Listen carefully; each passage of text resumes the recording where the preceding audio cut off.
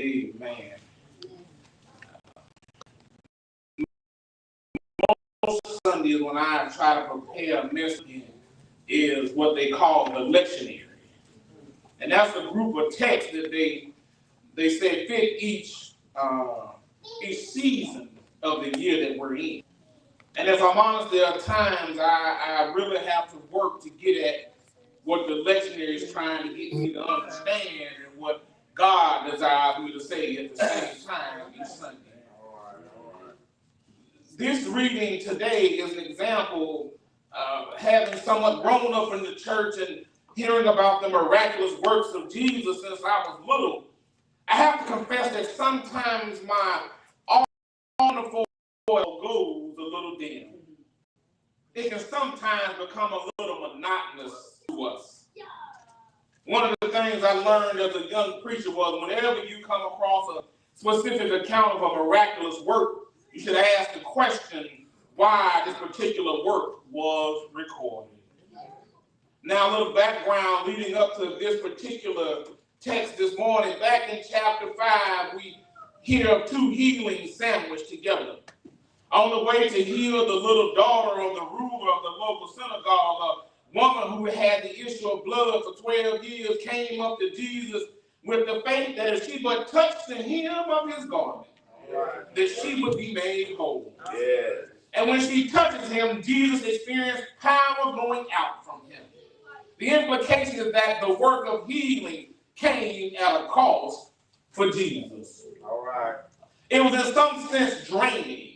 In the seventh chapter, Jesus is out in the country in Galilee, and apparently in the hope that he will be left alone. But in the story that directly precedes this morning's text, another person with a sick daughter, this time a Gentile, comes to Jesus to plead for him to heal her.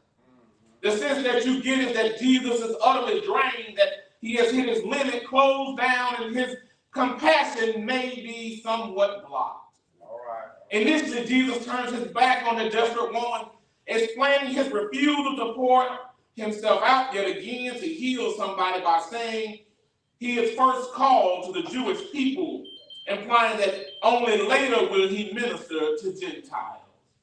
But the woman persists, showing a relentless faith, and strikingly, she herself, in some sense, opens Jesus up, drawing forth for him the healing powers within him. And then we come to this morning's text. Yet another healing story, that of a man who could not hear or speak clearly. The different healing narratives are instructive for understanding of the gospel and the kingdom of God as the parables and actual teaching discourses of Jesus. You can look at the people Jesus heals as living allegories for what it is Jesus is teaching and doing. One of the things that we are most captivated by in this world is the abject and undeserved suffering of others. When we see somebody else suffer and we don't think they deserve it, it often catches our attention. Those who want to draw our attention to such suffering will frequently go to great lengths to boldly display it and live in color in front of our very eyes sometimes, and we can't do nothing but notice it. All right. Now, that's a good thing. After all our inherent self-centeredness, it's easy for us to turn our heads when we encounter somebody else who's in pain and misery. The thought that goes through our minds is that if we don't look at it, we can pretend that it don't exist, that we can keep on going about our business. We can avoid any responsibility toward getting involved and helping those out who may be going through different issues. Well, in our text this morning from Mark, we see some rather zealous individuals make sure that they grab Jesus' attention for the sake of a friend of theirs. Jesus would have had to go to a whole lot of effort to ignore this man who had been brought to him. In the text, there's a man who is blind and deaf, and some people take him to Jesus and beg Jesus to put his hands on him and heal him. And what strikes me in this episode is the deeply human and intimate way Jesus deals with this man. All right. Think about how somebody who's deaf and mute might respond in this situation to a stranger, likely very fearful and not comprehending what's going on. It's hard to imagine a more lonely existence. It would be like living in a silent cocoon. Through our hearing and speech, we communicate with each other. And without these senses, we depend on sight and touch to know if anybody else is even in the room with us. Sometimes just hearing somebody else breathe next to us is comforting for us. The thoughts, concerns, hopes, and fears of others come through our ears. And we receive relief sometimes just by being able to voice our concerns and feelings to somebody else. But this poor man was in an isolation chamber of absolute silence and loneliness. So the first thing Jesus does when the man comes is to take him away from the crowd. He takes the man off by himself. And then here we come to a part of the text where Jesus does something that most of us would probably consider kind of gross. He puts his fingers in the man's ears, spits, and touches the man's tongue. Now, I don't know about none of y'all, but I'll admit the first time I read this text, I thought to myself, I ain't letting nobody spit and put their finger in my mouth. Now, again, everybody different, but I'm just talking about me. That is not the first thing I would be like, oh yeah, that's cool. Let me just, stick your dirty hands in my mouth. But here, Jesus is not concerned with those things as I would have been concerned. He was not concerned about germs or whether it was considered gross. He shows the man a physical, real way that he knows what's wrong with him. The next thing he does is one of the most interesting and oddest things of the whole story. He looks up to heaven and sighs. Now here Mark notes that Jesus let out a deep sigh.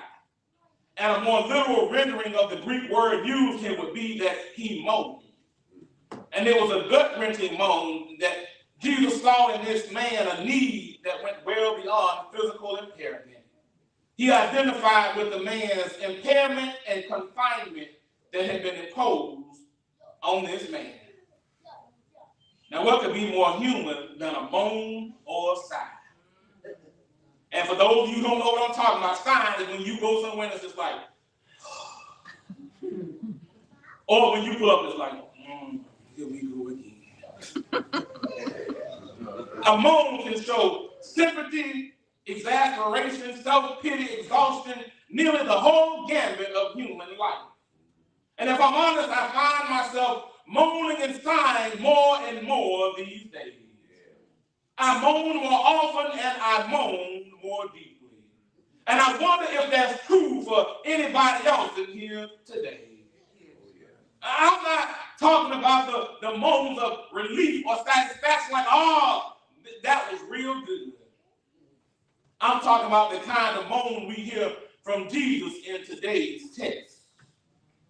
It said he sighed and he moaned, and then I have to ask him, what do we think about Jesus' moan? Well, what do we think that this is all about? Is he just tired? Haven't we all been just wore out some days? As soon as we got home, we sat in our tail and just said, have you sighed when the phone or the doorbell rung and you wonder, who over here bothering me right now? Maybe that's what was going on with Jesus when the people brought this deaf man with a speech impediment. Maybe he just wanted to be left alone for a while.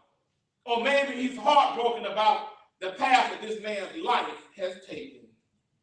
Don't we sometimes just watch the news and sigh and moan? Politics, school shootings, hurricanes, wildfires, racism, migrants and refugees seeking somewhere else to go, and public bickering. It's one moan after the other. Yes. My wife will sometimes say to me, that was kind of a heavy sigh. What's going on with you? Well, let me tell you about a few of the things I'm sighing about today. I sigh and moan when I'm tired and I feel overwhelmed, and if I wonder if I have what it takes. I sigh when I feel powerless and when I don't know what to do and I feel lost. I sigh about the things I desire for and long for but don't have. I sigh when I'm frustrated, disappointed, discouraged, and exasperated. I sigh when I read or hear about local and national conversations about social justice, civil rights, and public health. I sigh when agendas are given priority over people. I sigh because sometimes things just don't make sense to me and I don't get it. I sigh when I catch myself living old patterns and behaviors that are not good for me or anybody around me. I sigh when I realize nothing has changed or is changing. I sigh when I begin to have the same old conversations and arguments in my head and sometimes with the same people in the same. Some of you may understand that, and I ask you, what causes you to feel that way where you may be sighing today? Maybe you sigh some of the same things I do. Maybe you got other things that go on that make you sigh. Maybe I even make you sigh.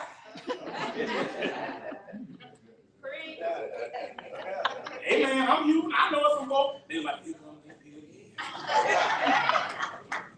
But that's all right. I tell you all the time, I know I ain't perfect. I don't expect nobody else to be perfect either. Amen. So I know there are some folks, like I said, here comes. I wish you just sit down somewhere. But in the text, Jesus sighed. And as I said before, the work of healing cost him something. And healing people isn't waving a magic wand. There's a kind of sacrifice on Jesus' part as he offers himself up as an instrument for healing of another of God's creation. I think most of us experience our sighs as a resignation to the circumstances. We sigh believing how it is, and this is always how it's going to be. I know Dr. Jenkins may be able to identify. There were some mornings when the bell rang and the kids coming. I sighed and said, here we go again.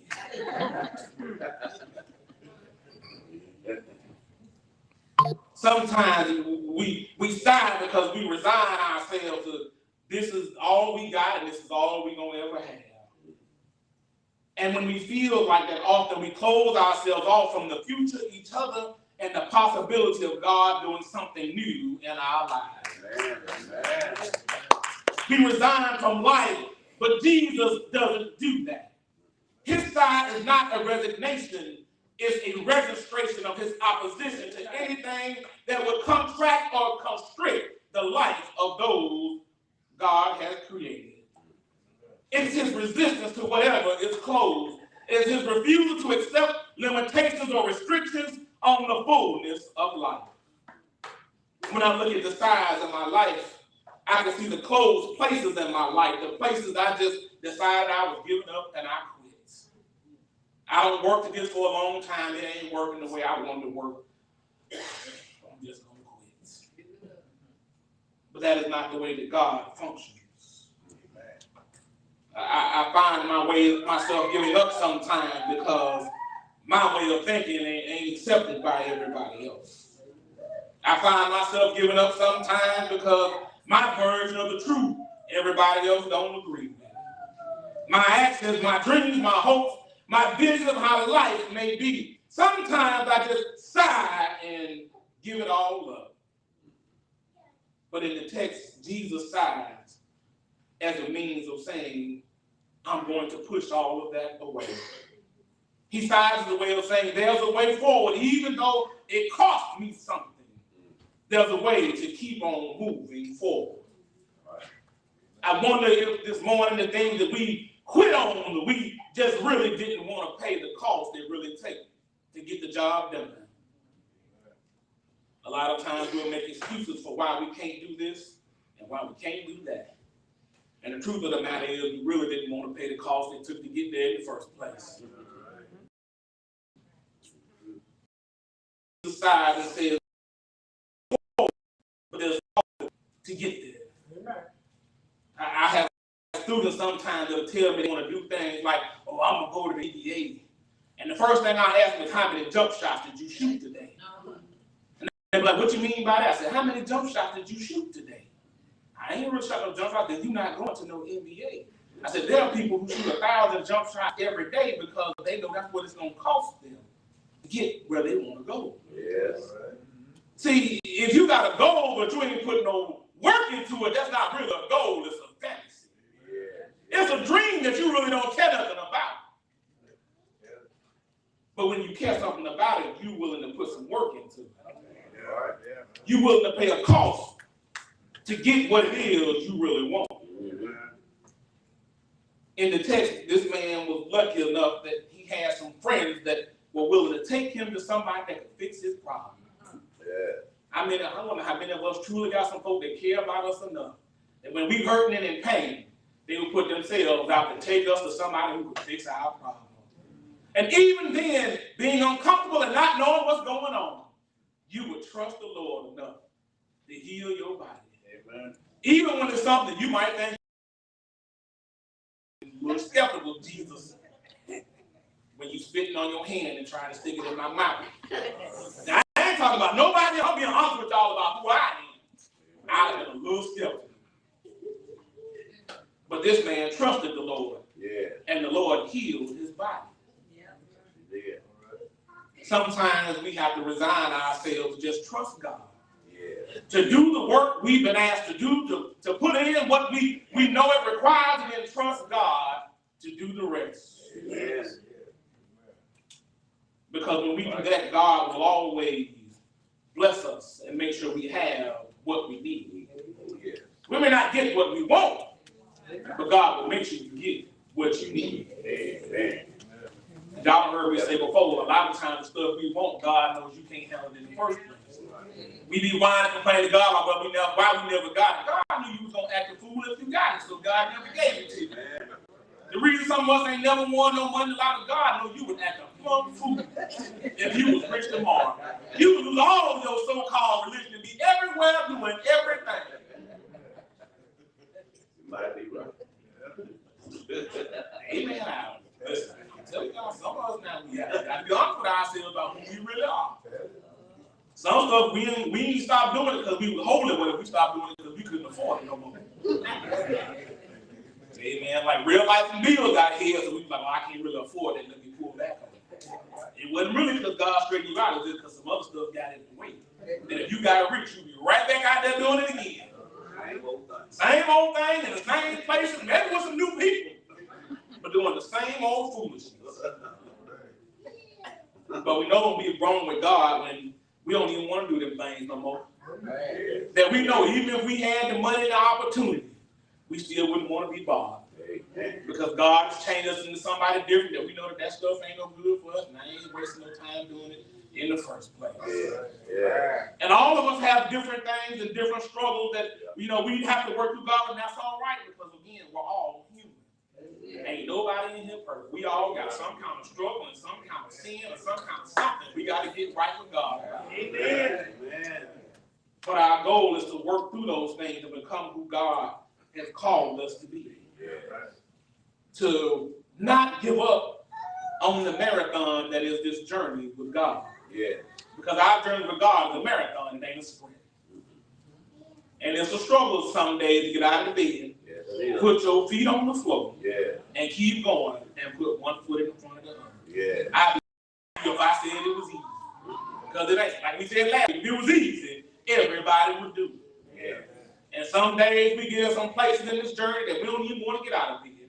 We just want to close the windows and pull the covers over our head and go back to sleep and wait for tomorrow. But even if we wait for tomorrow, whatever problem we hide from didn't go nowhere. It's still sitting waiting on you at your front door. So whether you try to hide till tomorrow or after, you still gonna have to deal with it at some point. So I said, get with God and pray and gain your strength to go deal with it in the time that God tells you to deal with it. And I realize your time ain't gonna be my time for nobody about the time that God gives them. So all of us are different and we handle problems and obstacles in life differently. And that's all right. But the goal is you got to deal with it. at some point or another, in one way or another, you got to deal with it. Yeah. Because that's the only way you're going to grow and become who God desires you to be. Yeah. So today is your day to realize the place that you give up and close your life out to God and to your neighbors around you. The doors of